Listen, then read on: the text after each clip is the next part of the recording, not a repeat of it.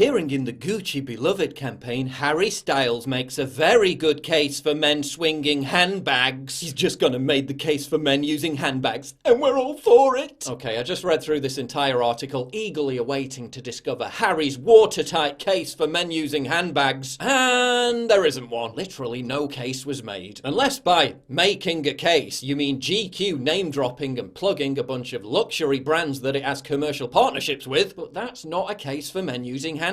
Then we find out the actual case for men using handbags is so GQ can grift off of a Gucci affiliate link for a handbag that costs the best part of $2,000. So gentlemen, you could go woke and get broke by shelling out $2,000 on a Jackie 1961 small shoulder bag, or there is a cheaper solution. Don't know if you've heard of them, but we have these things called pockets. They're really good for carrying shit without the need to spend a monthly mortgage payment on some bits of buckles and leather stitched together for the cost of $1 by a sweatshop slave in communist China. Oh, that's right, Harry Styles is striking a blow on behalf of marginalized communities by bravely donning his femoid Gucci swag on the cover of an elitist fashion mag, all in the name of raising obscene profits for a brand that exploits actual marginalized communities who contract horrible diseases because they're forced to stand for 12 hours a day without a break. People who are paid starvation wages and treated like stray dogs while toiling away in dingy factories surrounded by suicide nets, making Gucci handbags for Harry Styles and all his fawning metrosexual sycophants. So woke, so progressive. What's next? Is Harry gonna do photo shoots with the carcasses of dead tigers he's just shot to raise awareness for the plight of endangered species? Harry Styles confirms he's a pescatarian while dressed up in fur and leather. He doesn't eat animals, he just wears their skin. But I'm sure Harry is shilling these egregiously expensive Gucci leather handbags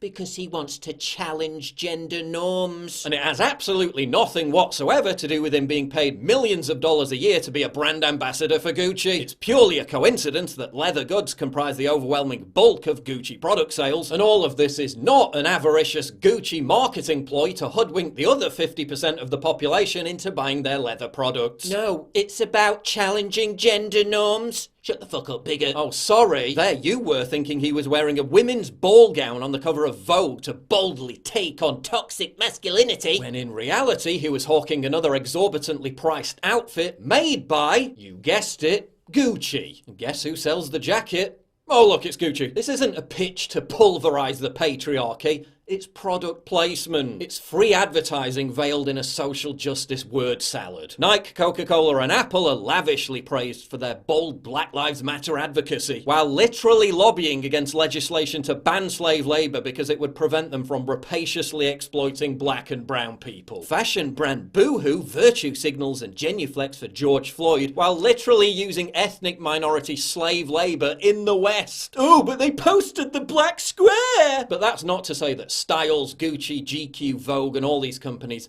are merely doing this for the money. There seems to be a wider motive in play. Behold our newest ad campaign.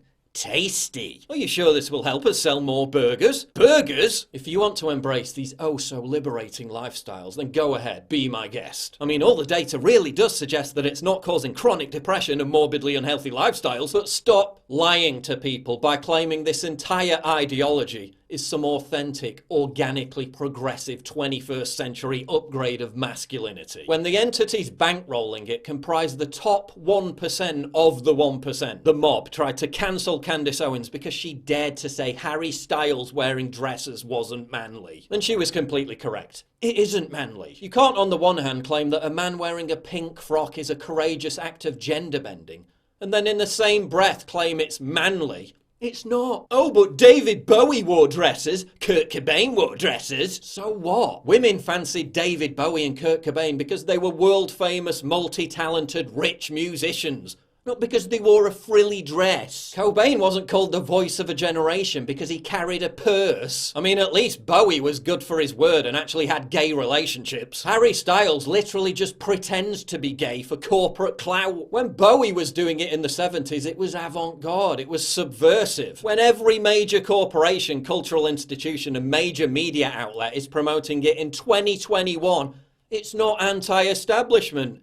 It is the establishment. When governments are passing laws that lead to people being thrown in prison for using the wrong pronouns, virtue signaling your non-binary advocacy while raking in millions of dollars for doing so isn't an act of rebellion. You may not be attracted to it, but what people do has nothing to do with you. It isn't stupid because you don't agree with it. I think he's brave to fight against toxic masculinity, despite the backlash he's getting from prejudiced people. Amplifying narratives force-fed to us by every transnational behemoth in existence. Oh my god, so brave. Brave in 2020 versus brave in 1945. Harry Styles looks like a male model. He's one of the most handsome dudes on the planet, and he's worth $80 million.